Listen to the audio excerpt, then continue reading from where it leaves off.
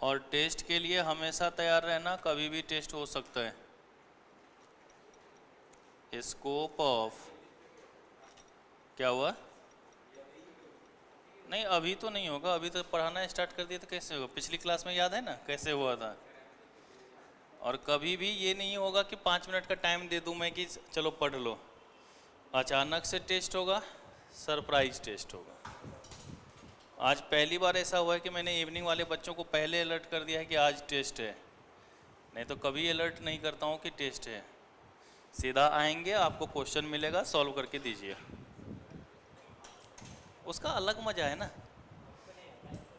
पिछली क्लास में हाईएस्ट किसका आया था? सफल का आया था 15 नंबर। तू हाथ उठा रहा है, कितने आए थे तेरे? कितना, 3 या 4? अच्छा 13 आए थे। सारे नहीं, 12.5 सही, 11.5, 12 किया था मैंने, 11.5 है। और सबसे कम किसका था? हाँ तो कभी भी तो पढ़ेंगे कब? जितना पढ़ा दूं वहां तक कंप्लीट रखना है, इस बात को याद रखना। और तू अगर आज के बाद एब्सेंट हुआ पीयूष, उल्टा टांग दूंगा तुझे। बुखार को बोल कि कम से कम मेरी क्लास में अब नहीं आए, नहीं तो बाकी क्लास में आता है, मेरी क्लास में ही एब्सेंट होता है। तो ठीक है, घर भी जा रहा है दीपावली में? कोई संवाद हो तो बोल देना, मैं जा रहा हूं। चलो जी, तो स्कोप ऑफ बिजनेस इकोनॉमिक्स, कि भाई अगर बिजनेस इकोनॉमिक्स का हम अधिकार क्षेत्र देखें तो कहाँ कहाँ है बेटा? एक वो बताओ, ऐसा कोई कोना नहीं जहाँ पर बिजनेस इकोनॉमिक्स ना फैला हो, चाहे वो माइक्रो लेवल की बात करें, चाहे हम मैक्रो लेवल की बात करें, हर जगह ही हमारा क्या है? बिजनेस इकोनॉमिक्स फैला हुआ है, हर जगह ही उसकी बात हम लोग यहाँ पर करेंगे भी। तो लिखिएगा, the scope of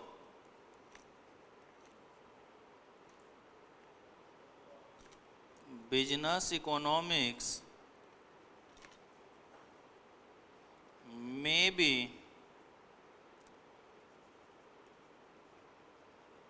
discussed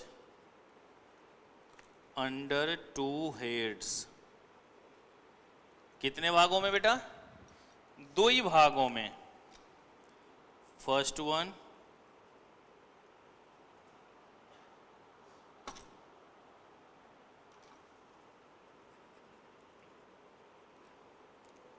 micro economics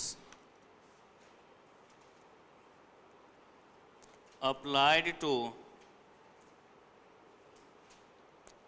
operational और इंटरनल इशू। अब जैसे अभी मैं 201 नंबर रूम में पढ़ा रहा था और सुबह से उसकी एसी खराब थे। अब उसके एसी खराब रहने से आप लोगों की क्लास के ऊपर कोई प्रभाव नहीं। धीरे धीरे पढ़ाता गया, 10:30 बजे आते आते मेरे सर में बहुत तेज दर्द होने लगा, क्योंकि उमस ज़्यादा थी, लगभग 100 बच्चे फेस टू फेस बैठे हुए थे।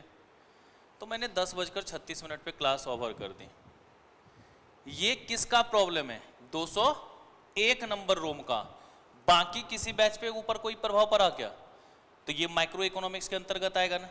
हमारी क्या इंटरनल इश्यूज हैं उसको सॉल्व करने का भी काम करेंगे, तो वो किसके अंतर्गत? तो जहां पर इंटरनल इश्यूज को सॉल्व किया जाएगा, देख रहे हो ना क्या लिखा हमने? जहां पर इंटरनल इश्यूज को सॉल्व किया जाएगा वो हमारा किसके अंतर्गत आएगा? किसके अंतर्गत? माइक्रो इकोनॉमिक्स के अंतर्गत आएगा। तो चलिए इसमें जरा हम लोग लिखते हैं। कहता है operational issues include all those issues that arise within the organization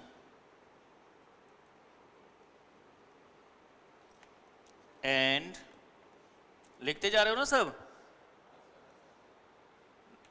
that arise within the organization and fall within the purview and control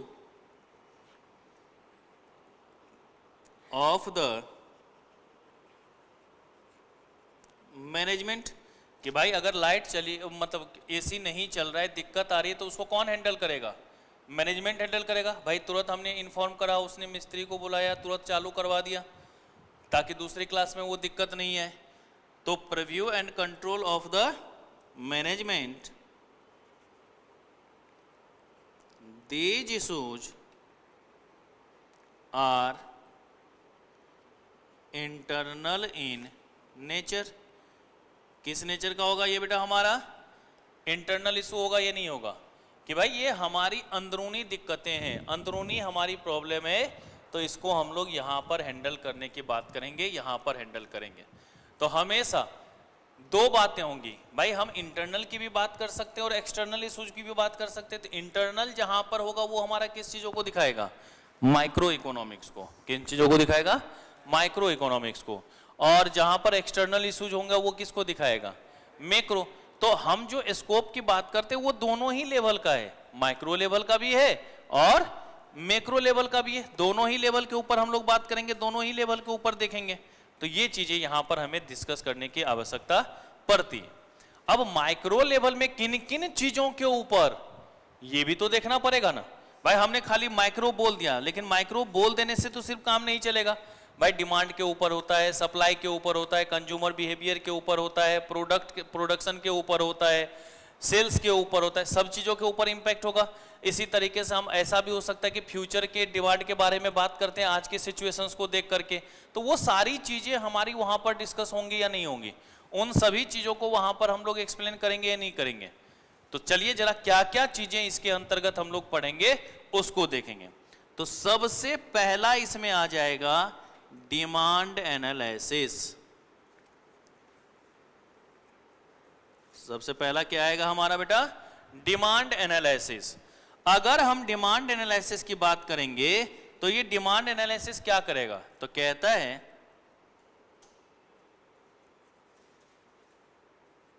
analysis demand due to change in the determinants of demand such as price of related goods, income, taste and preference etcetera. ये तो आगे चल के हम लोग पूरा का पूरा चैप्टर ही पढ़ेंगे डिमांड, तो उसमें डिटरमिनेंट्स ऑफ डिमांड को देखेंगे कि क्या क्या एक्सप्लेन हमारा होता है, क्या क्या चीज़ें हमारी है, तो उसको तो हम लोग वहाँ पर देखेंगे। तो अभी अगर डिमांड एनालिसिस की बात कर रहे हैं तो डिमांड एनालिसिस में क्या क्या देखेंगे हम लोग बेटा? कि जहाँ पर भी जो भी डिटरमिनेंट्स है उसका क्या फर्क पड़ता है। जैसे हम लोग कहते हैं कि प्राइस बढ़ता है तो डिमांड कम हो जाता है, प्राइस कम हो जाता है तो डिमांड बढ़ जाता है। तो ये भी हमारा क्या है? इंटरनल इशू है ना, कि भाई जब हम प्राइस के अंतर्गत बदलाव कर रहे हैं तभी तो ये हमारे डिमांड के ऊपर इंपैक्ट पड़ रहा होगा। ठीक है, तो पहला हमारा क्या हो जाएगा? Demand analysis. हाँ, टेस्ट एंड प्रेफरेंस, जिसमें हम लोग हैबिट की बात करेंगे, फैशन, तो ये पूरा टॉपिक ही एक्सप्लेन करेंगे आराम से। इसके बारे में 2 क्लास पूरा का पूरा दूंगा मैं इस लाइन के ऊपर, टेंशन ना लो, 4 घंटा इस पर मिलेगा आपको समय। दूसरा है हमारा डिमांड फोरकास्टिंग। ये पहले एक टॉपिक हुआ करता था आपके सिलेबस में, लेकिन अब वो सिलेबस से हट चुका है। लेकिन यहाँ पर चूंकि ये लाइन है तो थोड़ा सा हम ओवरव्यू एक दे देते हैं। बेटा फोरकास्ट का मतलब होता है पूर्वानुमान। भाई जैसे आप लोग मैच होता है तो मैच में क्या बोलते हैं? आज इंडिया जीतेगी, आज बांग्लादेश जीतेगा, या आज ऑस्ट्रेलिया जीतेगी। इस तरीके से क्या करते हैं? प्रिडिक्ट करते हैं या नहीं करते हैं? आज बारिश होगी, आज नहीं होगी, ये सब चीज़ें हम लोग देखते हैं या नहीं देखते हैं? तो कहीं ना कहीं, अच्छा कल आप लोगों के लिए यहाँ पर एक छोटी सी पार्टी का इंतजाम किया गया है। कल टॉपर्स का 28वां बर्थडे है। ठीक है, तो शाम में 4 बजे से 6 बजे तक ठीक है, पार्टी का प्रबंध है, नाच गाना भी रहेगा और भोजन का भी उत्तम प्रबंध है, तो आप सभी आइएगा जरूर। वैसे आपके ग्रुप में, टेलीग्राम ग्रुप में अभी भगवान सर का मैसेज आ गया होगा, अभी देख ऑन करके जस्ट आया होगा। क्या हुआ, क्लास क्यों नहीं होगा? क्लास तो जो अपने समय में 9 से 1 है वो तो रहेगा ही, इसलिए तो पार्टी 4 बजे से रखेगी कि हमारी कोई क्लास ही डिस्टर्ब ना हो। जो जनवरी वाले बच्चे हैं उनका सिर्फ चौथा लेक्चर नहीं होगा, बाकी 3 लेक्चर उसके होंगे। बड़ी गाली ना दे रहे थे आज हमें कि सर ये गलत बात है, छुट्टी तो करवा दो। मैंने हाँ करवा तो रहा हूँ, 3 बजे, 3 बजे तक पढ़ो, 3:15 बजे तक फिर छुट्टी है, फिर एंजॉय। आ गया मैसेज टेलीग्राम में? आ गया ग्रुप में? नहीं आया? आ गया ना? बताओ, देखो मैंने इधर बोला उधर आ गया ना। चलो जी, नहीं मैंने आप लोगों को मैसेज इसलिए नहीं किया था कि मैं क्लास में ही आके बताऊंगा। तो अब देख रहे हो कि कल पार्टी है, आज कैसे बता दे कि कितने बच्चे आएंगे और नहीं आएंगे? एक एस्टिमेट होगा या नहीं होगा कि भाई ऑन एन एवरेज अभी कितने बच्चे क्लास में आ रहे हैं, उसके बेसिस पे बात करेंगे या नहीं करेंगे, है ना? तो परजेंट के डिमांड को देख करके, परजेंट की सिचुएशन को देख करके, परजेंट की बातों को देख करके फ्यूचर के डिमांड के बारे में एस्टिमेट कर सकते हैं या नहीं कर सकते हैं?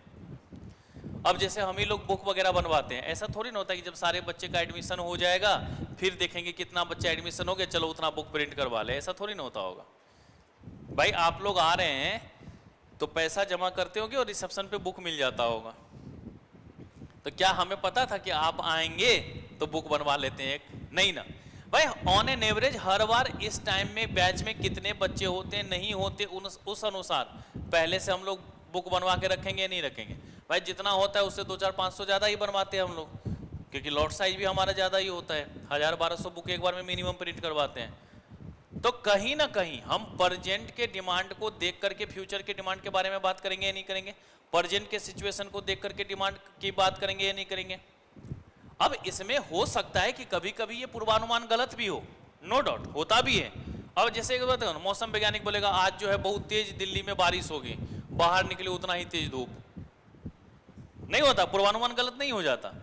गलत होता है ना भाई। जैसे मुझे याद है ये घटनाएं हैं 2007-8 के आसपास की, उस टाइम में स्टूडेंट लाइफ में ही था, तो टॉपर से ऐसे ही पढ़ के जा रहा था घर, यहाँ पर आगे एक बाबा पैलेस है, तो बाबा पैलेस के पास ना एक वो चल रहा था, सर्वे चल रहा था, और वो सर्वे था गोल्ड फ्लैग सिगरेट का। अब भैया इससे मेरा ज़िंदगी में दूर दूर तक का कहीं रिश्ता नहीं है, मैं इलायची खाने वाला लोग है कि नहीं? हाँ हमेशा अपने जेब में देख रहे हैं ना, इलायची लेके घूमता हो, सिगरेट से क्या लेना देना हमारा?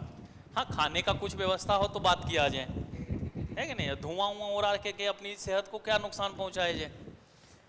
तो वहाँ पर स्टाफ ने मुझे रोक लिया कि भैया चलिए थोड़ा सा सर्वे में 2-4 क्वेश्चन आपसे पूछा जाएगा।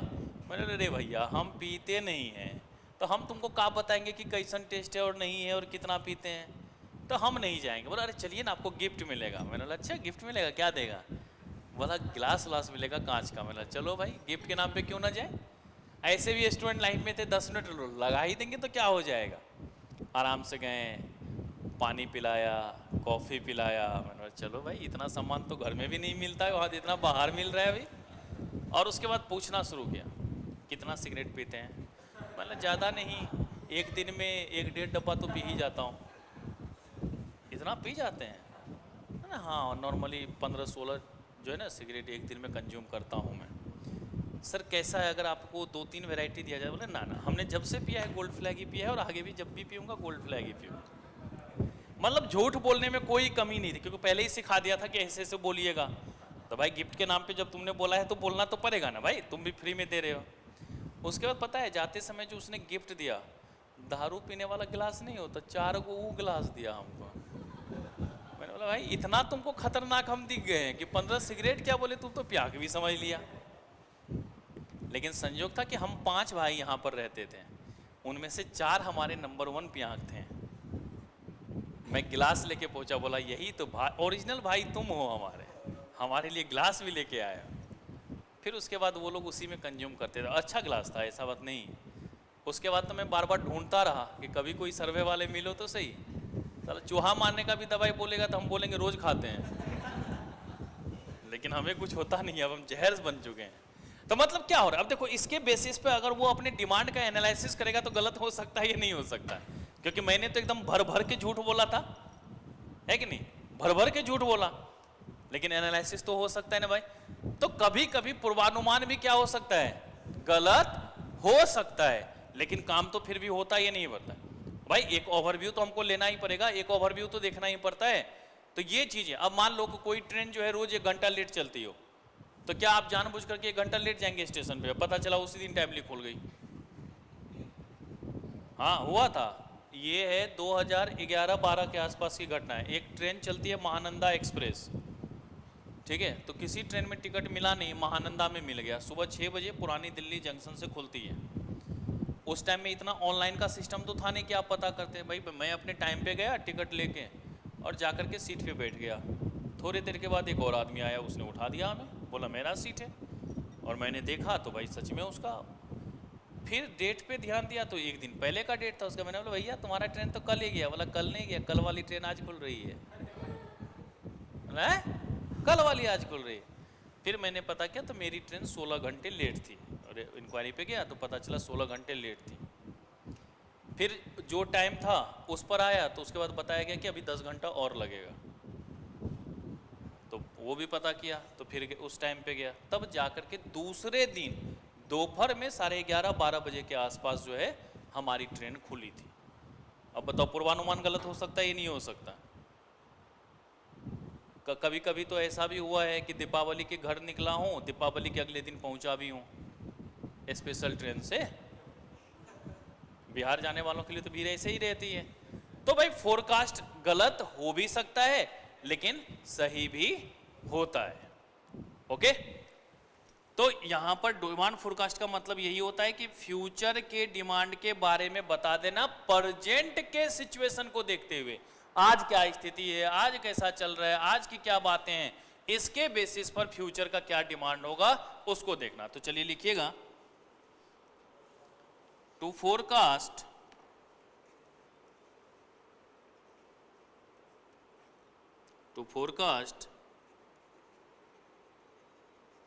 adequate demand to support production and sale। है कि नहीं, कि भाई पूर्वानुमान करेंगे तब ना पता चलेगा कि हम कितना उत्पादन करें, कितना बनाए नहीं बनाए, कितना हमारा सेल होगा नहीं होगा। वो सब किसके बेसिस पे देखेंगे, जब हम उन चीज़ों को एनालिसिस करेंगे, जब हम उसको बेसिस करेंगे। तो ये भी हमारा क्या होगा, बिजनेस इकोनॉमिक्स के अंतर्गत आएगा, ये नहीं आएगा। अब अगर मान लीजिए कि फ्यूचर डिमांड के बारे में बात कर रहे हैं तो फिर प्रोडक्शन को भी देखना ही पड़ेगा। तो चलिए तीसरा लिख लेते हैं हम लोग, कॉस्ट एनालिसिस। क्या लिख लेते हैं, क्योंकि अगर प्रोडक्शन कर रहे हैं तो खर्चा आएगा या नहीं आएगा, बिना खर्चे का गुड्स बनेगा क्या। तो कॉस्ट एनालिसिस में लिखिएगा कि cost analysis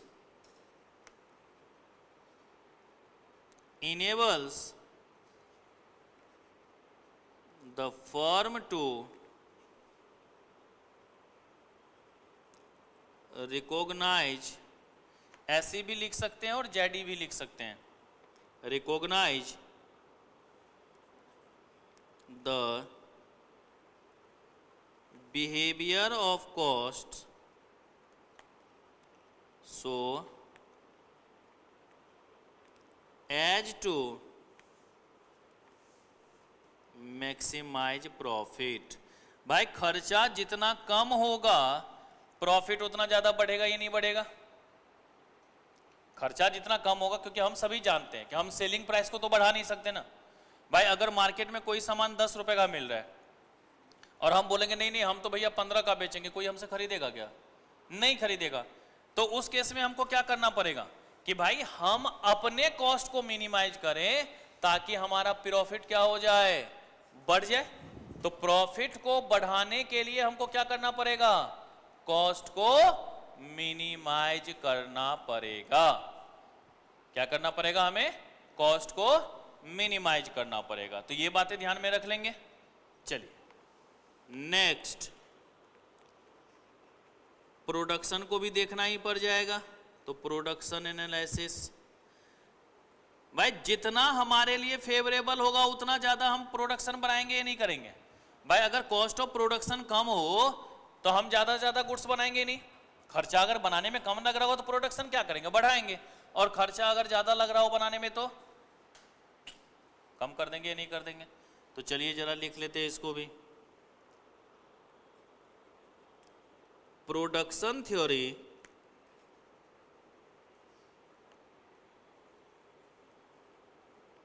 explains the relations, और ये जितना चीज लिख रहा हूं ना सब अलग अलग टॉपिक है, सब आगे हम लोग डिस्कस करके पढ़ेंगे। प्रोडक्शन पूरा पढ़ेंगे, कॉस्ट पूरा पढ़ेंगे, फोरकास्ट तो अब मैंने बोल दी थी सिलेबस से हट गया, बट बाकी मैं एक क्लास लगा के वो भी समझा दूंगा, क्योंकि अगर यहाँ पे वर्ड आया तो मैं पूरा टॉपिक ही पढ़ा दूंगा। डिमांड भी हमको पढ़ना ही पढ़ना है, मार्केट भी आगे चल के हमको पढ़ना ही पढ़ना है, तो वो सारी चीज़ें हम लोग डिस्कस करेंगे पूरा एकदम बढ़िया से। प्रोडक्शन पढ़ाने में हमको 3 क्लासेज लग जाएंगी मिनिमम, डिमांड पढ़ाने में हमको टोटल 16 क्लासेज लगेंगे, डिमांड एंड सप्लाई पढ़ाने में 15 से 16 क्लासेज, वो भी 2 घंटे का देंगे तब। तो भाई सारी चीज़ें हैं हमारे पास पढ़ने को। तो production theory explain the relationship between inputs and, भाई कितना हमने रॉ मटेरियल लगाया है और उससे कितना हमारा गुड्स बना है, ये भी तो देखना पड़ेगा, ये नहीं देखना पड़ेगा। ओके, फिर लिखिएगा बेटा inventory management.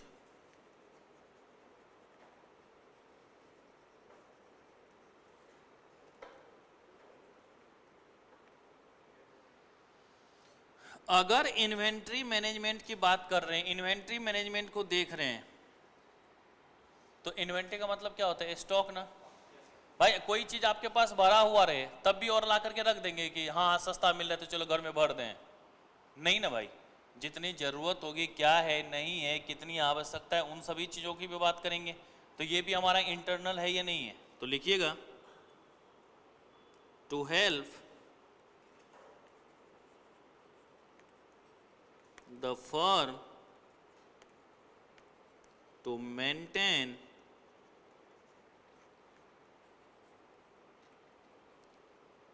Optimum stock of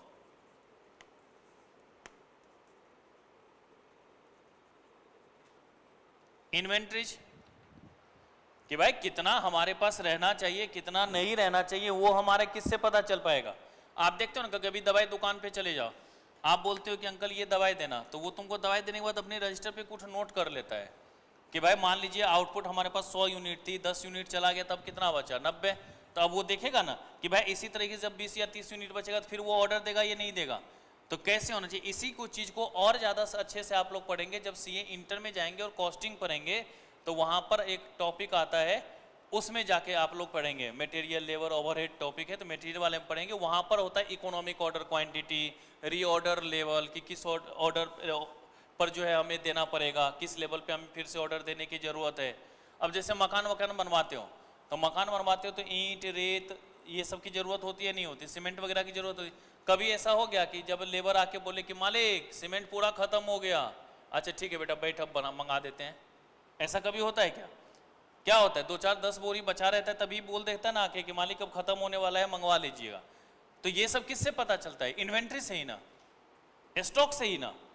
तो वो चीज़ें भी आपको क्या करना है यहाँ पर ध्यान में रखना है। और ये भी हमारा किसका मैटर होगा, इंटरनल मैनेजमेंट का मैटर होगा। किसका होगा, ये हमारा इंटरनल मैनेजमेंट का मैटर होगा। तो इन्वेंट्री स्टॉक की भी बात कर लेंगे या नहीं कर लेंगे। फिर उसके बाद आता है बेटा, अब सामान उमान बना लिए हैं तो मार्केटवा में बेचबो ना करेंगे, नहीं बेचेंगे, बिना मार्केट में बेचे काम चलेगा। तो मार्केट स्ट्रक्चर्स के बारे में भी देखना पड़ेगा या नहीं देखना पड़ेगा। तो चलिए अगला लिख लीजिएगा, market structure and pricing policies. Market structures and pricing policies. तो कहता है analysis of the structure of the market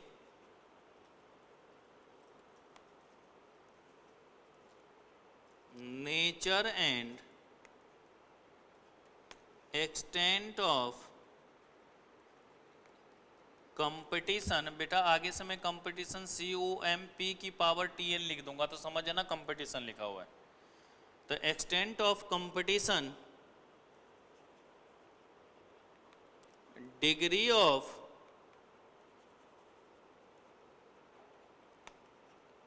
market power,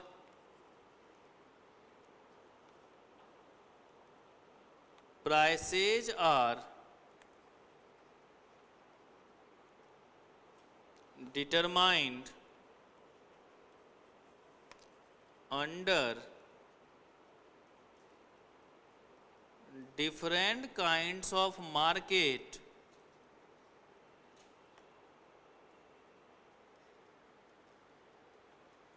conditions and assist the firm in framing stable price policies. भाई एक वो बताओ, अगर हम मार्केट की बात करते हैं तो पहले ये देखो कि मार्केट होता क्या है। ये हम लोग पढ़ेंगे बेटा चैप्टर नंबर 4। चैप्टर नंबर 4 पूरा का पूरा यही पढ़ेंगे हम लोग कि अलग अलग कौन कौन सी मार्केट होती है, कैसे हम लोग प्राइस का डिटर्मिनेशन करते हैं, कैसे हम लोग प्रॉफिट देखते हैं, क्या उसका स्ट्रक्चर है, किस तरीके की बातें उसमें हम लोग करते हैं। तो वो सारी चीज़ें हम लोग किसके अंतर्गत देखेंगे, मार्केट स्ट्रक्चर्स के अंतर्गत। और फिर उसके बेसिस पर डिसाइड करेंगे ना कि क्या प्राइस होनी चाहिए, कैसे बेचना चाहिए, नहीं बेचना चाहिए। तो वो सारी चीज़ें करके हम लोग यहाँ पर देखेंगे कि भाई क्या पॉलिसी हमें अपनानी है, क्या हमारी बेस्ट पॉलिसीज होगी प्राइस के लिए, वो हमारा डिसाइड उसी के बेसिस पर होता है। किसके बेसिस पे, मार्केट कंडीशंस के बेसिस पे। ठीक है, तो इसको डिटेल्स में हम लोग पढ़ेंगे चैप्टर नंबर 4 पूरा का पूरा, चाहे मोनोपोली हो, ओलिगोपोली हो, मोनोपोलिस्टिक होगा, परफेक्ट कंपटीशन होगा, ये सब सारी चीजें हम लोग वहां पर डिस्कस करेंगे।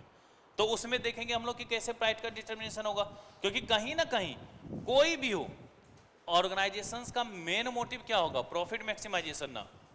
भाई आप अगर यहाँ पर बैठे हैं तो ऐसा थोड़ी ना होगा कि मैं आपको फ्री में पढ़ा दूंगा।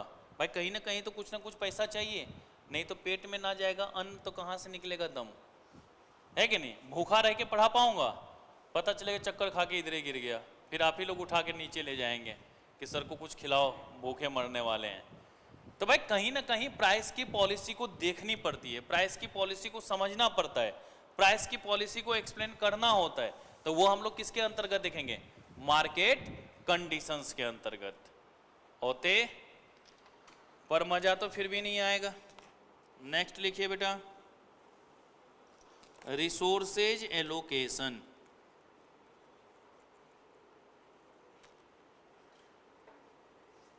भाई आपके पास जो साधन है उसको कैसे बंटवारा करे नहीं करे वो भी देखना। मान लो घर वाले आपको, यहाँ कौन कौन बच्चा है जो पीजी में रहता है, चलिए अगर आप लोग पीजी में रहते हैं तो इसका मतलब घर से जरूर मंथली सैलरी आती होगी आप लोगों की। सैलरी है जो अगर हर महीने फिक्स अमाउंट आता रहे तो उसको क्या बोलते हैं, सैलरी तो बोलते हैं। तो आप लोगों की घर से सैलरी आती होगी। कभी ऐसा हुआ है कि जिस दिन पैसा आए चलो होटल में जाके उड़ा दिया जाए, नहीं ना, आते ही क्या सोचते हो, रेंट दे दिया, खाना दे दिया, मोबाइल रिचार्ज हो लिया, 3 गो 4 गो रजिस्टर चाहिए खरीद लिया। सब कुछ करने के बाद जेब टटोलते हो, इतना बच लिया। अब इसमें 30 दिन बचे हुए हैं, 3000 बचा हुआ है, मतलब ऑन एन एवरेज 100 रुपया डेली तक हम इंजॉय कर सकते हैं। अब कोई दोस्त उसमें बोलते चलो ना आज मूवी देखने जाते हैं, 1000 रुपये में एकदम खा पी के मस्ती से घूम के आ जाएंगे, क्या बोलोगे, मूवी भी देखने की चीज है, घर पे बैठो पढ़ो लिखो, है कि नहीं, बाद में यूट्यूब पे आएगा देख लेंगे। नहीं हो जाता बेटा, वो आपने नहीं बोला है, वो आपकी जेब ने बोला है कि औकात है 3,000 है, 1,000 आज ये फूंक देंगे तो 29 दिन में तो ये 1,000 ना बचेगा भाई। तो कैसे हम अपने रिसोर्सेज का एलोकेशन करेंगे, बंटवारा करेंगे, वो मैंने चीज देखना होगा। अब मान लो 3 पार्टनर मिलकर के रूम लेके रह रहे हो, 15 रोटी बनाई तुमने, तो एक के हिस्से में कितनी रोटी आई? 5 रोटी। अब तुम पहले खाने के लिए बैठ जाओ, बोले जिसको खाना होगा खाएगा, 15 तो मैं खाऊंगा। बेटा बिना मारे दोनों छोड़ेगा नहीं। अब जैसे हम लोग जब पांचों भाई रहते थे तो हमारा और एक और हमारे भैया थे, राजेश भैया, हम लोग बाकी सबको बोलते थे तुम लोग खा के उठ जाना, उसके बाद जो भी बचेगा हम लोग निपटा देंगे, ज्यादा हो कम हो एडजस्टेबल। कभी कभी ऐसा भी होता था कि अब दोनों मिल करके 18-20 रोटी खा गए, फिर भी लगता था अभी तो कुछ हुआ नहीं है। तो बिहार का नाम ही है बेटा सत्तू। तो आराम से एक टोकना लिया, घोला बढ़िया से, भाई 2 गिलास तू मार 2 गिलास हम मारते, अब ठीक है। या फिर नहीं तो कभी कभी ऐसा भी होता तो 2 बजे रात में चावल चढ़ा दिया, 2 सीटी दिया, आराम से घी चावल नमक आराम से टेंशन फ्री होके खा सकते हैं, प्याज रहे बस बात खत्म। तो भाई रिसोर्सेज कैसे एलोकेट करेंगे उसकी बात। अब उन तीनों को बोल देते नहीं रुको पहले हम दोनों खा लेते, जो बचेगा तुम तीनों खा लो, तो रोज भूखा रहता, क्योंकि कुछ छोड़ता ही नहीं। हमारा सीधा सिद्धांत है जो बचे। अरे एक बार 5 आदमी के लिए ना खिचड़ी बना था, मकर संक्रांति नहीं होता है, मकर संक्रांति में खिचड़ी भी बनता है और दही चूड़ा का भी होता है। अब एक आदमी की जगह यहाँ से आए 4 नोत, ब्राह्मण थे हम तो न्योता मिल जाता है, कभी कभी एडजस्ट कर लेते हैं। 4 लोगों को न्योता आया और हम लोगों का खिचड़ी हो चुका था तैयार। तो हमने आपस में डिसाइड किया कि एक आदमी ऐसा यहाँ रह जाओ जो पूरा खिचड़ी खा सकता है, बाकी 4 आदमी न्योता के चले जाओ। उन लोगों ने हार तक के बोला तू ही रह जा। भाई 1 घंटा बैठा, मैंने पूरा निपटा दिया आराम से। जब तक वो लोग न्योता होता खा गए तो हम भी आराम से टीवी देख रहे थे पूरा निपटाने के बाद। ये सब तो हम लोगों की तरफ आम बातें हैं, क्या पीयूष? नहीं है, ये सब आम बातें हैं। 100 रसगुल्ले तो हम लोग नाश्ता में कर जाते हैं। हाँ भगवान सर एक बार लेके गए थे हम लोगों को parades the grill, Noida DLF mall में है, 1200 रुपये में अनलिमिटेड भोजन। जब मैं खा के निकला तो भगवान सर बोले आप ही ने सिर्फ पैसा वसूल किया है, बाकी किसी ने नहीं किया। मैं आराम से देता जा, मैं मना नहीं करूँगा, जो सामने आ गया निपटा के उठेंगे, बात खत्म। चाहे टाइम कितना भी लगे उससे हमें कोई मतलब नहीं है कि नहीं भाई। हमारा तो स्टूडेंट लाइफ में एक ही कहा था, ठास भोजनम चाप निंद्रा, मिले समय तो पढ़ना लिखना। पहले भरपेट भोजन खाओ, खूब सो। अब लगता है कि समय नहीं बीत रहा है तो चलो थोड़ा सा पढ़ भी लिया जाए, है कि नहीं? यही अपनाते हो ना? कौन कौन सोता है 8 घंटे से ज्यादा? ईमानदारी से बताना। बता, नहीं सोना चाहिए। स्टूडेंट लाइफ में आया तो 6 घंटा मैक्सिमम टाइम लिमिट होनी चाहिए। 10 बजे सो, 4 बजे उठ जाओ। जो बेटा सुबह 4 से 7 का पढ़ाई का समय है ना, वो कहीं और नहीं है। उस 3 घंटे में आप 5 घंटे का आउटपुट निकाल सकते हो, लेकिन वो 3 घंटा जगना पड़ेगा। नहीं जगते हो, जगना चाहिए। चलो तो चलिए रिसोर्सेज का एलोकेशन भी देख ले। अब कितना अपना ही एलोकेशन करते रहे, तो लिखिएगा बेस्ट कोर्स ऑफ एक्शन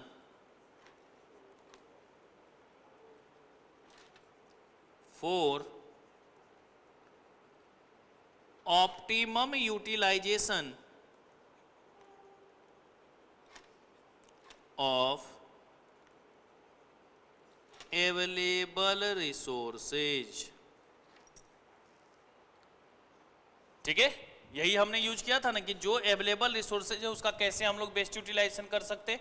कि भाई 15 रोटी बनी तो कैसे तीनों आदमी 5-5 रोटी कंज्यूम कर सकते हैं। तो ये हमारा बेस्ट यूटिलाइजेशन को दिखाएगा, ये नहीं दिखाएगा। तो रिसोर्सेज है तो कैसे बंटवारा करेंगे, ये भी हमारा क्या है, इंटरनल पॉलिसी है। और सबसे लास्ट में प्रॉफिट भी देखना पड़ेगा, रिस्क बियरिंग भी देखना पड़ेगा। तो चलो पहले प्रॉफिट को देख लेते हैं। प्रॉफिट एनालिसिस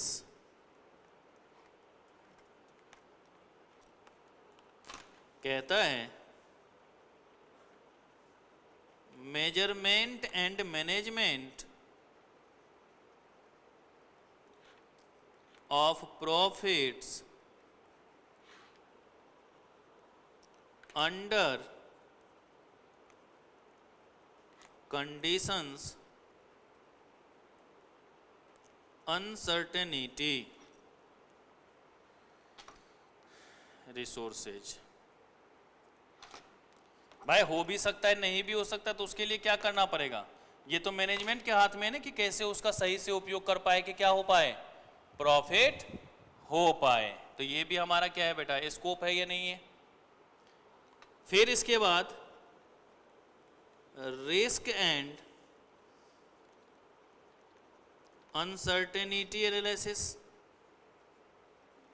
भाई जब तक खतरों से नहीं खेलोगे तो सफलता हाथ लगेगी क्या? बिना खतरों से खेले हुए सफलता हाथ लगती है क्या? नहीं। तो भाई खतरों से खेलना तो जरूरी है। तो ये जब मैं प्रोडक्शन पर आऊंगा ना, तो वहां पर एक टॉपिक आएगा एंटरप्रेन्योरशिप। एंटरप्रेन्योरशिप आएगा ना, वहां पर ये रिस्क बियरिंग और इनोवेशंस के बारे में बात करेंगे। क्योंकि सारा कुछ टेंशन कौन झेलता है? एंटरप्रेन्योर ही तो झेल रहा है। सारी प्रॉब्लम कौन झेल रहा है? एंटरप्रेन्योर ही झेल रहा है। तो उसी के बेसिस पे बात करेंगे। तो रिस्क एंड अनसर्टेनिटी एनालिसिस की भी बात करनी होगी। तो लिखेंगे analysis of risk and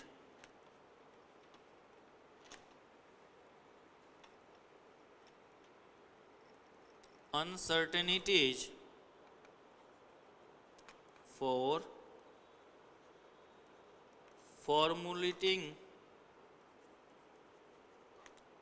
plan on the basis of past data, current information and future prediction. भाई पास्ट में कैसे क्या बीता है उसके बेसिस पे भी बात करेंगे, प्रेजेंट जो सिचुएशन चल रहा है उसको भी देखेंगे, और बाद में फ्यूचर में भी हमारा क्या डिमांड होगा उससे रिलेटेड भी बात करेंगे, मतलब फ्यूचर प्रिडिक्शन की भी बात करेंगे। तो तीनों ही चीजें यहां पर आ गई हमारी या नहीं आ गई बेटा? तीनों ही चीजों को हमने देख लिया या नहीं देख लिया? कि हमारा पास्ट डाटा के बेसिस पे भी एनालिसिस, करंट इंफॉर्मेशन को भी देखना पड़ेगा, और साथ ही साथ हमारा क्या होगा, फ्यूचर प्रिडिक्शन की भी बात यहां पर करेंगे, फ्यूचर प्रिडिक्शन को भी देखेंगे। ओके। और सबसे लास्ट हमारा माइक्रो का आएगा, बिना पूंजी लगाए कोई काम हो सकता है। भाई कहते हैं कि चाय कितनी मीठी होगी, तो जितनी शक्कर डालो उतनी ज्यादा तो मीठी होगी। तो भाई जब तक कैपिटल इंट्रोड्यूस नहीं किया जाएगा, जब तक कैपिटल हम नहीं लगाएंगे, तो बिना कैपिटल लगाए हम ग्रोथ की बात कर सकते हैं क्या? नहीं। भाई घर वाले बोलते जा बेटा तू गोवा घूम के आ, आप बोलोगे पैसा वो क्या होता है, तू घूम बेटा। तो फिर आप भी सपने में घूमेंगे गोवा वाले बीच पे, आई है फोटो खिंचा रहे, आंख खोली तो पता चला सब घर वाले समझ रहे पागल हो गया, क्या गिन रहा है ये। तो भाई बिना कैपिटल के कुछ हो सकता है क्या?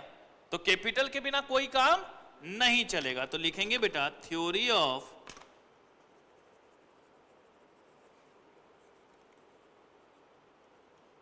कैपिटल एंड इन्वेस्टमेंट डिसीजन, ये हमारा सबसे लास्ट है। ये माइक्रो का, ऐसा नहीं कि हमारा स्कोप खत्म हो गया। स्कोप हमने क्या बोला, दो तरीके का ना, माइक्रो लेवल पे भी और मैक्रो लेवल पे। तो अभी जो बतवा कर रहे हैं ये हमारा किसके बेसिस पर है, माइक्रो लेवल पर। किसके बेसिस पर है ये हमारा, माइक्रो लेवल पे। इसके बाद अब हम लोग करेंगे मैक्रो लेवल पे। और माइक्रो मैक्रो क्या होता है ये तो सब जानते हो ना, तुम लोगों को भी पिछली क्लास में मैंने माइक्रो और मैक्रो का डिफरेंस बता दिया था। ठीक है, चल तो लिखते हैं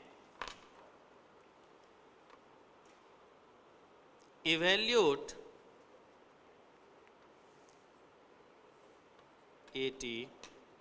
evaluate its investment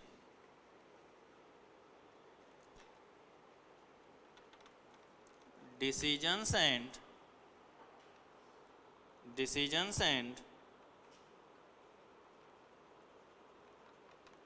allocation of scarce capital among competing usage of funds.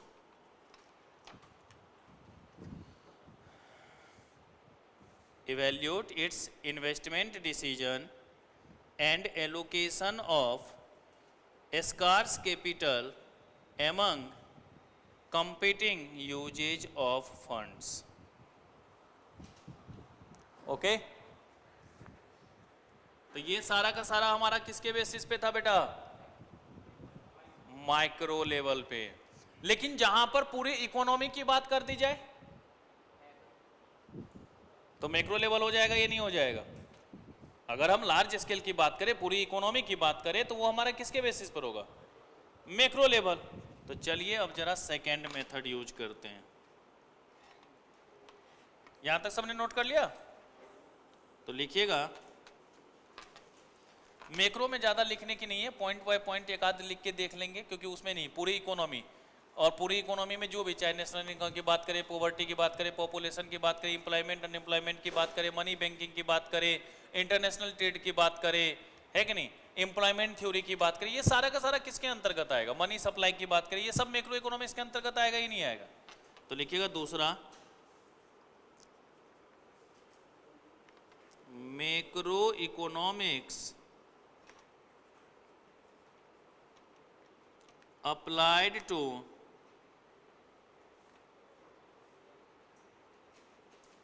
environmental or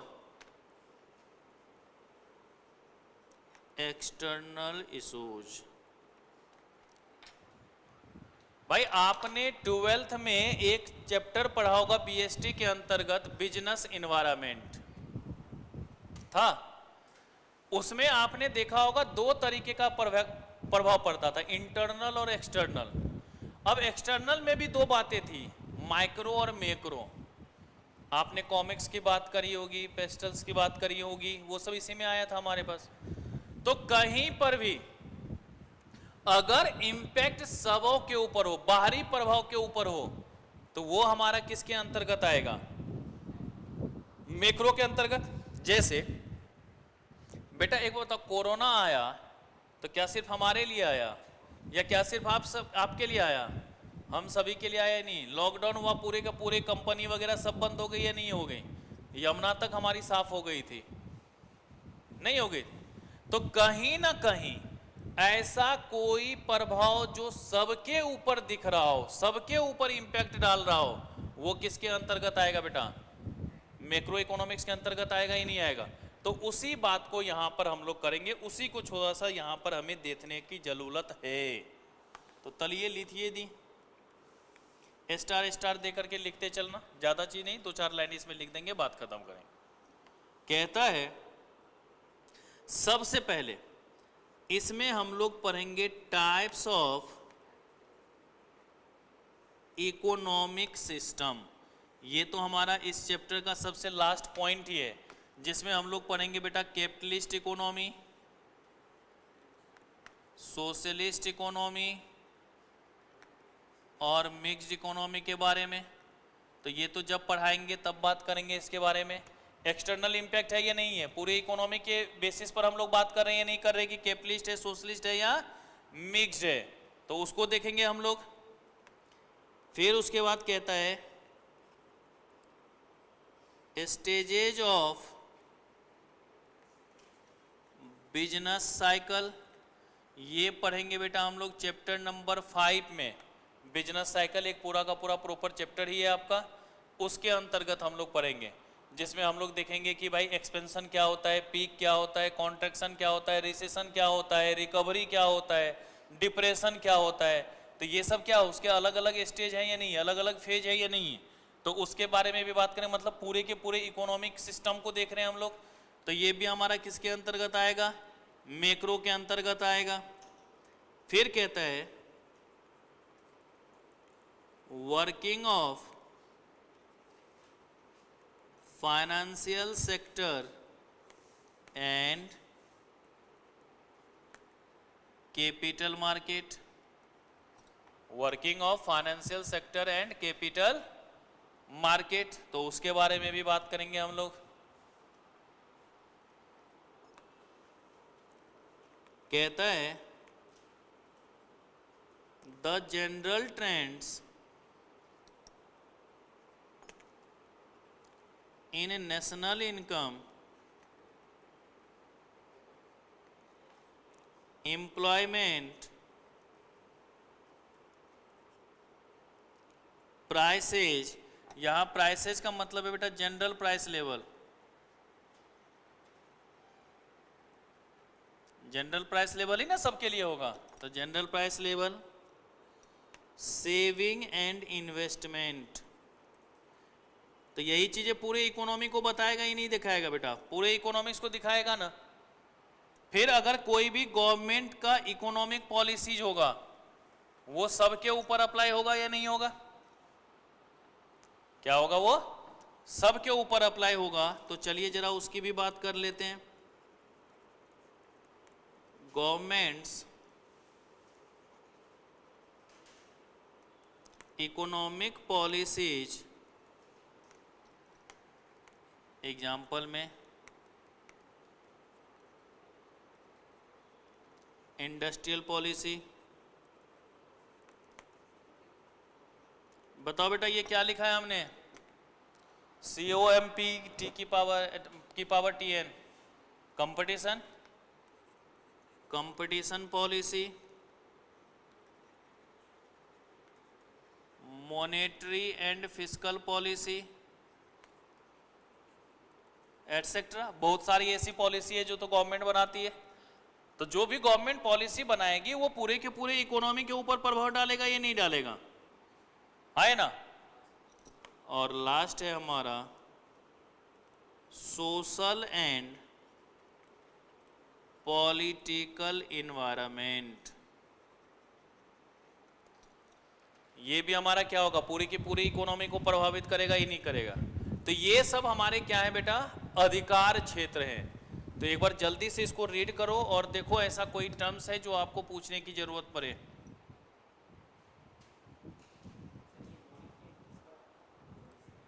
ये तो पूरा पूरा टॉपिक पढ़ेंगे बेटा।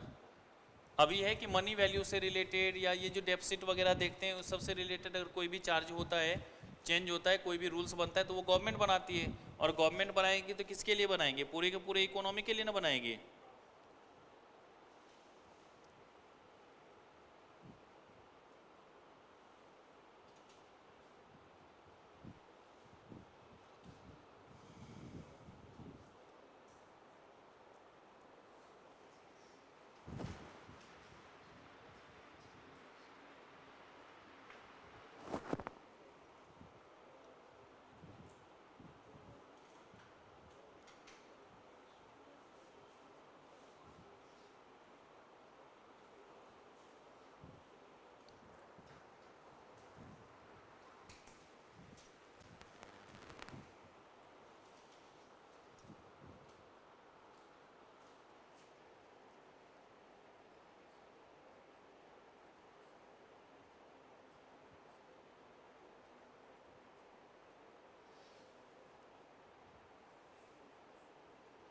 हो गया।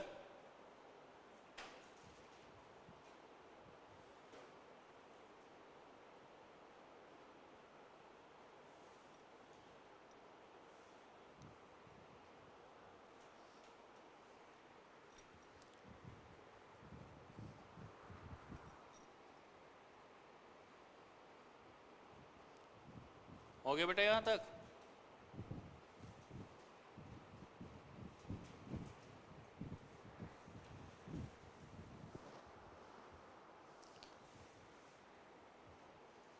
अब इसमें हम लोग देखेंगे कि हमने बिजनेस इकोनॉमिक्स का स्कोप तो देख लिया, पर ये बिजनेस इकोनॉमिक्स है क्या, यही तो अभी तक नहीं बात करें हमने।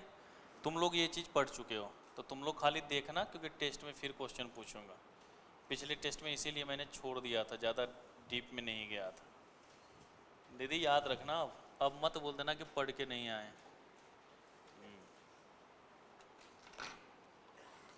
हेडिंग दीजिए बेटा बिजनेस इकोनॉमिक्स।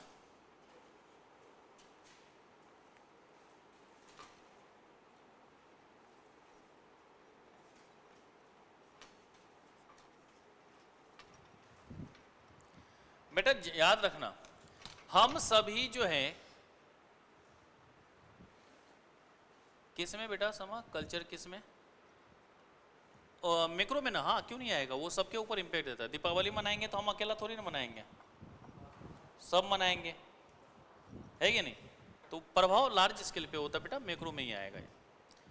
तो अगर बिजनेस इकोनॉमिक्स की बात कर रहे हैं बेटा, एक बताओ, हमारे पास जो भी रिसोर्सेज हैं, हमारे पास जो भी रिसोर्सेज है, जितना भी साधन है, हम उसी का बेस्ट यूटिलाइजेशन करना चाहते हैं या नहीं करना चाहते हैं। भाई जितने ही हमारे पास संसाधन है, जितने हमारे पास रिसोर्सेज हैं, उसको कैसे हम बेस्ट से बेस्ट यूटिलाइजेशन करेंगे, यही चीज हमें बिजनेस इकोनॉमिक्स बताता है। और इसी को बताया गया था जोएल डीन भाई साहब के द्वारा, इकोनॉमिक्स थे जोएल डीन, उन्होंने ये चीज बताया कि जो भी ऑर्गेनाइजेशंस के पास स्कार्स रिसोर्सेज है, उसका कैसे वो बेस्ट यूटिलाइजेशन करेगा। भाई हम कहते हैं ना कि जितनी चादर हो उतनी ही पैर फैलानी चाहिए, कहते ही नहीं कहते। तो इसका मतलब जितना रिसोर्सेज हो उतना ही तो हम यूटिलाइजेशन कर सकते हैं, उतना ही तो काम कर सकते हैं। तो वो चीजें हम लोगों को यहां पर देखने की जरूरत पड़ेगी। ओके, तो अगर हम बिजनेस इकोनॉमिक्स को देख रहे हैं तो बिजनेस इकोनॉमिक्स के दो और नाम आते हैं, एक होता है बेटा अप्लाइड इकोनॉमिक्स और एक होता है मैनेजेरियल इकोनॉमिक्स। अब देखिए बेटा, हम कुछ भी यहां पर पढ़ रहे हैं, हम सारे थ्योरेटिकल कंसेप्ट को देख रहे हैं, थ्योरी की बातें कर रहे हैं, और जब आप क्वेश्चन बनाएंगे तो ऐसा थोड़ी ना होगा कि आपको प्रॉब्लम नहीं होगी। भाई थ्योरी में और प्रैक्टिकल में कुछ ना कुछ क्या होगा, डिफरेंस होगा या नहीं होगा। अब जैसे जब आप इकोनॉमिक्स पढ़ते हैं तो मन में एक ही होता होगा, अबे यार आ गया अब ये हल्ला करने के लिए, 1.5 घंटा पकाएगा हमें, होगा नहीं। लेकिन वही जब आप मैथ्स और अकाउंट्स पढ़ रहे होंगे तो मजा आता होगा कि चलो क्वेश्चन करते जा रहे हैं, अरे सर इतनी जल्दी टाइम बीत गया, पता ही नहीं चला। ऐसी भावनाओं में बहते हैं या नहीं बहते हैं आप लोग, होता है ना, ऐसा फर्क पड़ता होगा। तो कहीं ना कहीं थ्योरी और प्रैक्टिस में गैप होता है कि जो हम नॉर्मल थ्योरेटिकल अप्रोच की बात करते हैं, जो हम रियल लाइफ में देखते हैं, कहीं ना कहीं इसका अंतर होता है। और इसी अंतर को दूर करने का काम कौन करेगा बेटा, बिजनेस इकोनॉमिक्स करेगा। इसी गैप को दूर करने का काम कौन करेगा, बिजनेस इकोनॉमिक्स करेगा। तो इसी गैप को जो दूर करने का काम बिजनेस इकोनॉमिक्स करता है, इसलिए इसको कहते हैं हम लोग अप्लाइड इकोनॉमिक्स। क्या कहते हैं, अप्लाइड इकोनॉमिक्स। कि अगर कभी भी आपसे पूछेगा भाई बिजनेस इकोनॉमिक्स को अप्लाइड इकोनॉमिक्स क्यों कहते हैं, तो ये क्या करता है, थ्योरी और प्रैक्टिस के बीच के गैप को दूर करना, अर्थात bridge the gap between theory and practice की बात करते हैं। लेकिन अभी जो आपने स्कोप देखा तो बहुत सारी चीजें थी या नहीं थी, डिमांड था, फोरकास्ट था, प्रोडक्शन था, कॉस्ट था, मार्केट था, डिफरेंट एनालिसिस था, सब कुछ था या नहीं था। आंख बंद हो रहा है, झूठ नहीं पीयूषवा, धीरे धीरे नींद की आगोश में जा रहा था। अरे सुधर जो रे, सुधर जो हुआ। तो अगर कहीं पर ये जो हमारे अलग अलग टूल्स हैं, ये हमारे क्या है, अलग अलग टूल्स ही हैं। अब इसको कहीं ना कहीं मिलाने की बात होगी ना। भाई आपको जरूरत है तो मैं पूरा कर रहा हूं, मतलब आपकी डिमांड है तो यहां से फुलफिल हो रहा है। तो अगर ये इंटीग्रेट करने की बात आती है, मिलान करने की बात आती है, एक दूसरे को मिलाया जाता है, तो इसके कारण बिजनेस इकोनॉमिक्स को मैनेजेरियल इकोनॉमिक्स के नाम से जाना जाता है। तो जहां कहीं भी इंटीग्रेशन शब्द आएगा ना, तो उसके कारण बिजनेस इकोनॉमिक्स को क्या कहेंगे हम लोग, मैनेजेरियल इकोनॉमिक्स। और जहां कहीं भी ब्रिज द गैप की बात आएगी तो उसके कारण बिजनेस इकोनॉमिक्स को क्या कहेंगे हम लोग। इतना ही चीज याद रखना है इसमें। साथ ही साथ बिजनेस इकोनॉमिक्स जरूरी नहीं है कि सिर्फ बिजनेस के लिए इन्वॉल्व हो, जहां पैसे की बात करते हैं। ये जो एनपीओ वगैरह होता है बेटा, इस केस में भी क्या होगा, हमारा बिजनेस इकोनॉमिक्स अप्लाई होगा। इस केस में भी बिजनेस, क्योंकि भाई वहां पर भी समय लगता है, वहां पर भी फंड लगता है, सब कुछ तो लगता ही है ना हमारा। तो वो भी हमारा किसके अंतर्गत आएगा, बिजनेस इकोनॉमिक्स के अंतर्गत। तो जल्दी से अब इसको भी लिख लें। तो चलिए लिखिए बेटा,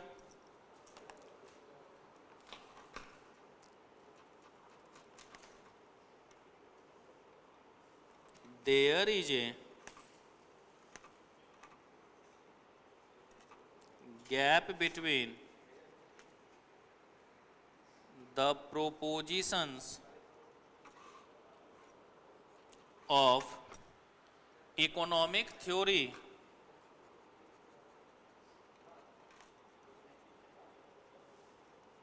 and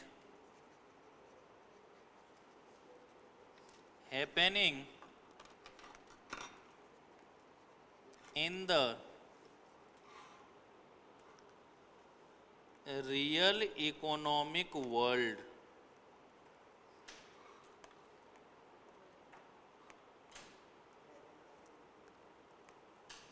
Business economics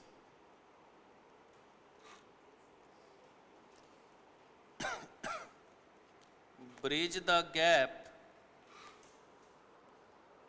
between theory and practice, thus also known as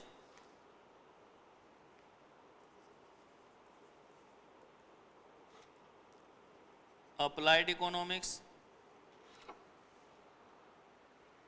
तो बिजनेस इकोनॉमिक्स को ही हम लोग किस नाम से जानेंगे बेटा? अप्लाइड इकोनॉमिक्स के नाम से।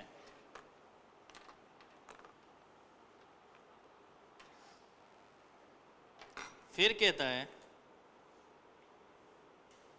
Economic theories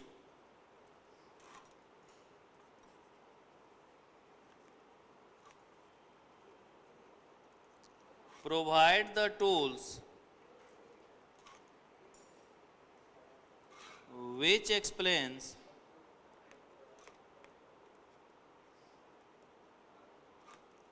various concepts such as demand, price, supply,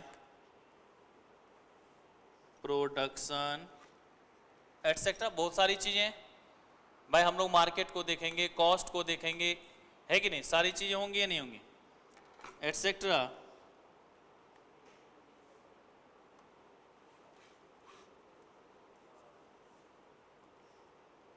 business economics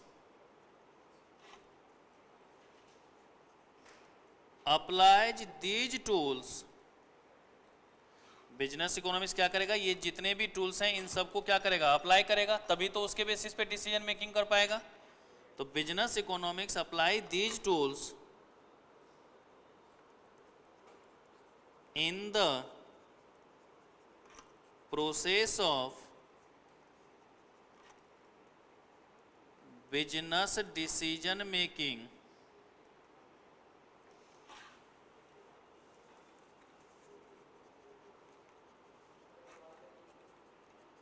business economics is also known as managerial economics because it generally refers to the integration of economic theory with business practice। तो देखो, जहां पर हमने बोला था bridge the gap होगा, तो bridge the gap के कारण क्या था? Applied economics. और जहां पर integration of economic theory with practice होगा, वो हमारा किसके अंतर्गत आ जाएगा बेटा? मैनेजरियल इकोनॉमिक्स के अंतर्गत आ जाएगा, ये नहीं आ जाएगा। तो ये दो बातें आपको ध्यान में रखना है। पहला कि अगर कहीं पर ब्रिज द गैप है, अगर कहीं पर क्या है बेटा हमारा? ब्रिज द गैप है, कहीं पर बताया था ना मैंने, अगर कहीं पर ब्रिज द गैप है तो इसके कारण क्या नाम देंगे हम लोग? Applied economics. गौर से देखो इधर, अगर ब्रिज द गैप है तो क्या नाम देंगे हम लोग? Applied economics. और अगर कहीं पर integration of economic theory practical है तो उसके कारण क्या नाम देंगे हम लोग? Managerial economics. तो ये याद रख लोगे ना, ये बराबर क्वेश्चन पूछता है, ठीक है, कि भाई business economics is also known as, तो नोन एज में तो अप्लाइड भी है, मैनेजेरियल भी है। अब आगे चल के इसके नेचर देखेंगे तो माइक्रो का भी होगा, मैक्रो इकोनॉमिक्स भी होगा, सब होता है। लेकिन साइंस भी है, आर्ट्स भी है, ये सब भी बातें हैं, लेकिन कहा क्या जा सकता है, तो मैनेजेरियल भी और अप्लाइड भी। इंटीग्रेशन की बात करेंगे तो मैनेजेरियल, और कहीं पर अगर ब्रिज द गैप की बात करेंगे तो फिर हमने आपको यहां पर बताया था कि ये हमारा सिर्फ और सिर्फ बिजनेस में इन्वॉल्व नहीं होता, एनपीओ में भी इन्वॉल्व होगा या नहीं होगा। तो चलिए जरा उसको भी लिख लिया जाए यहां पर, उसको भी देख दे एक बार हम लोग। तो लिखिएगा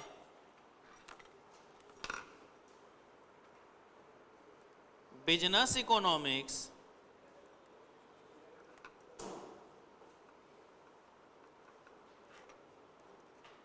is not only valuable to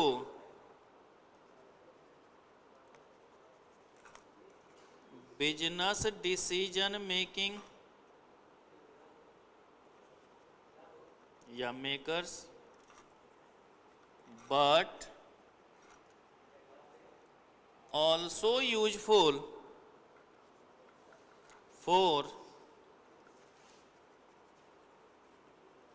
managers of NPO. NPO का मतलब होता है बेटा नॉन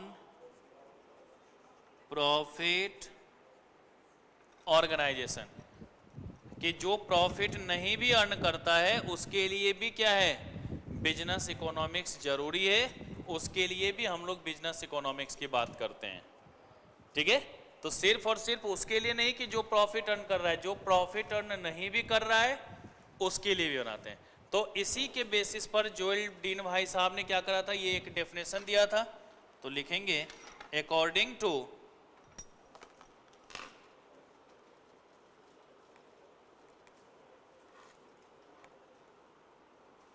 जोएल डीन। अब बेटा जितना इकोनॉमिस्ट का नाम लिखा रहा हूं ना, सब एकदम अपने जिह्वा पे याद रखना, ठीक है, क्योंकि मैं पूछूंगा जरूर और एग्जाम में भी आपसे पूछेगा जरूर। तो कहता है business economics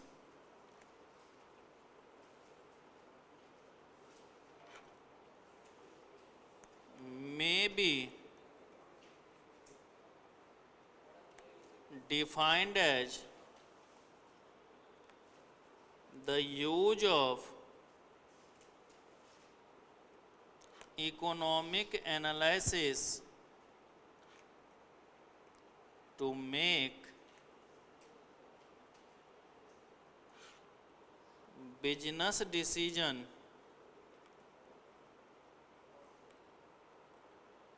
involving the best use of an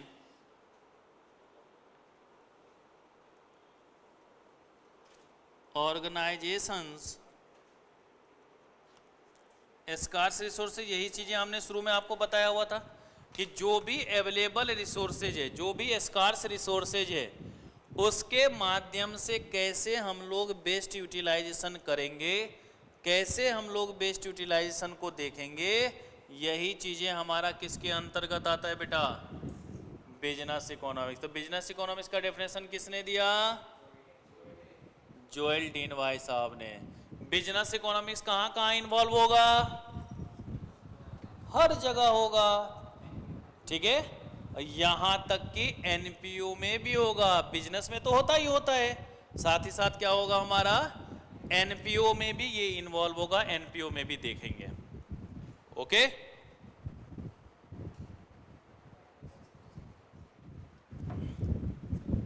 अब है कि अगर, हाँ बोलो,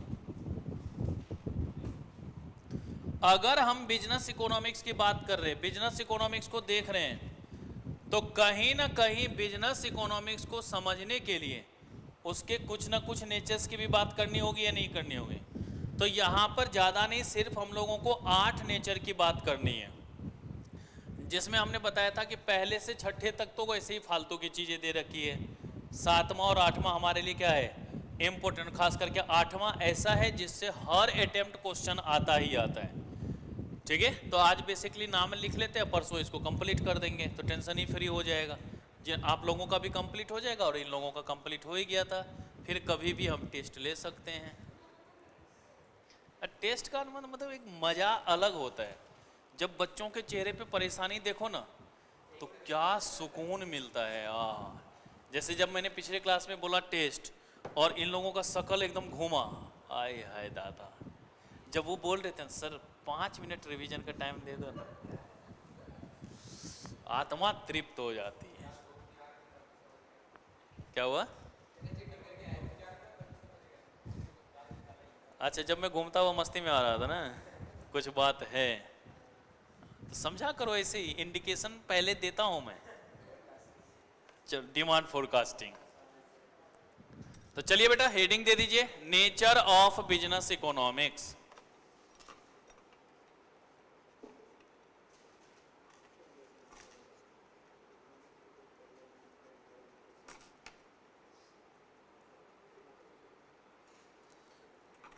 तो आज सिर्फ नाम लिख रहे हैं, अगली क्लास में इसको एक्सप्लेन कर देंगे। सबसे पहला लिखिएगा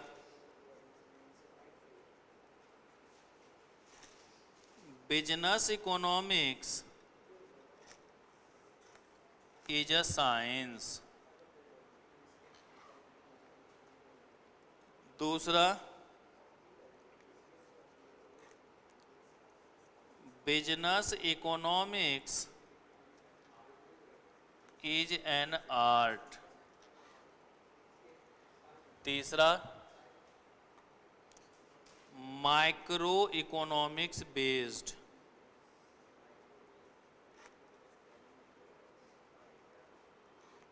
चौथा, macro analysis based.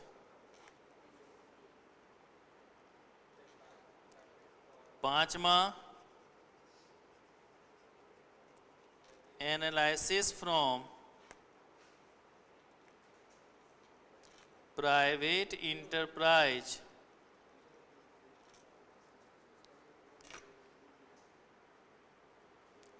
Economy view point.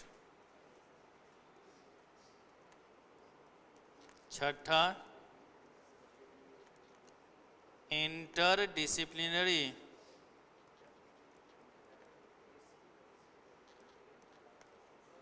सातवां, प्रैग्मेटिक अप्रोच।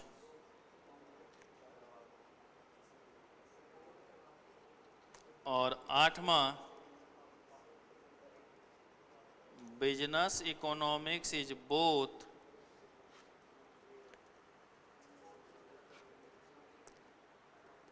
पॉजिटिव